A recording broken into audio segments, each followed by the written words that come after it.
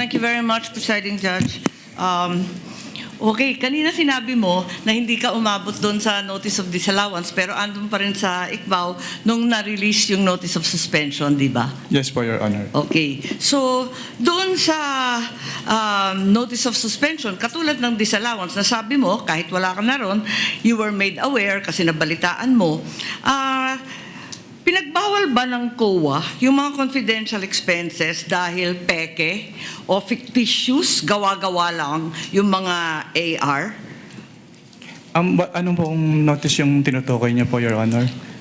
Doon sa mga AR ng OVP, meron bang sinabi na gawa-gawa lang, hindi tunay, peke?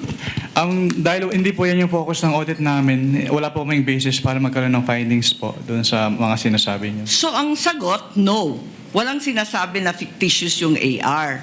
At doon sa AOM, pati sa suspension, gano'n na rin sa ND, sinabi ba ng COA na yung AR and documentary evidence of payments, yung DEP, peke, falsipikado, huwad?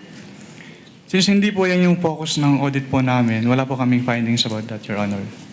Sinabi ba doon na falsipikado yung DEP at saka yung AR? Na it was forged, kumbaga? Wala pong ganong findings, Your Honor. Wala rin, di ba?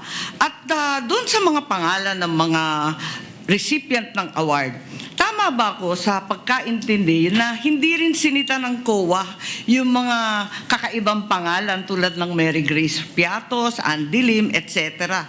Ang sinabi at binanggit talaga ng COA ay yung mga datos na hindi tumutugma. Tama ba? Since what we did is compliance audit po at wala namang provision yung circular as to the use of aliases, yes po, wala po kaming findings po. Kasi sabi mo nga, neither allowed nor prohibited. Tama po. So, doon sa AOM at sa notice of suspension, the names of these reward recipients was never raised by COA. Di ba? Yes po.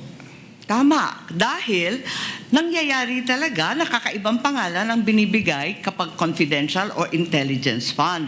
Kaya isa pang tanong ko, dun sa notice of suspension, pati na rin sa ND, ang pagkaintindi natin, final ba ito o hindi?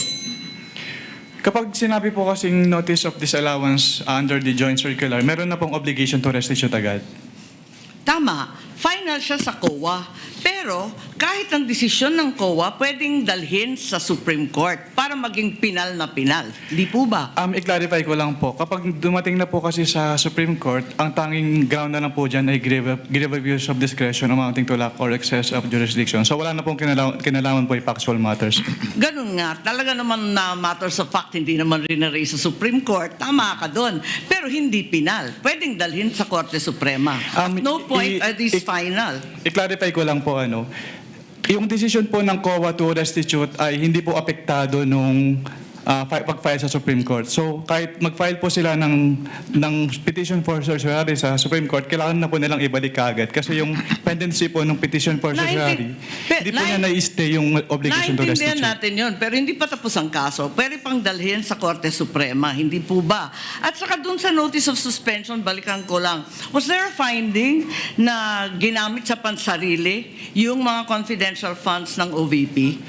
That is a presumption po under joint circular. Misappropriated ba yun? Kindly wrap up. That is a presumption po. Hindi po kailangan directly sabihin kasi nagkaroon po ng presumption. Pero hindi sinabi. Sa madaling sabi, Pero dahil wala presumption talagang po siya, hindi po siya kailangan sabihin, Your Honor. Naintindihan ko, pero wala doon. Is there a COA finding na ninakaw ang confidential funds doon sa various AOMs and notice? Meron bang sinasabi doon na ninakaw? It was stolen? There is a prima facie evidence na nagamit po siya for personal use or benefit under the joint circular. Kaya nga. Kindly wrap up, Senator Judge Marcos. Yes, Avail of I round am done, but I have questions kung may second round. two. There will be a round two, and I will register you, Senator Judge Marcos.